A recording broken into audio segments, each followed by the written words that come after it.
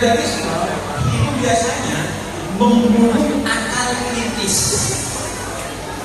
Biasanya feodalisme itu tidak memberi ruang untuk bukan hanya berpendapat, bukan hanya berpikir, tapi tidak diberikan ruang untuk kemudian tumbuh kesadaran sedikit pun. Itu ciri feodalisme. Jadi orang itu bukan hanya tidak boleh berpendapat, tapi berpikir saja itu tidak boleh.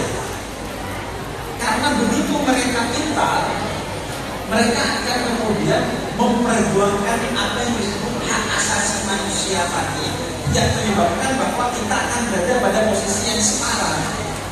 Karena itu nalar kritis itu dibunuh dalam strategi kolonialisme yang berbasis pada feodalisme.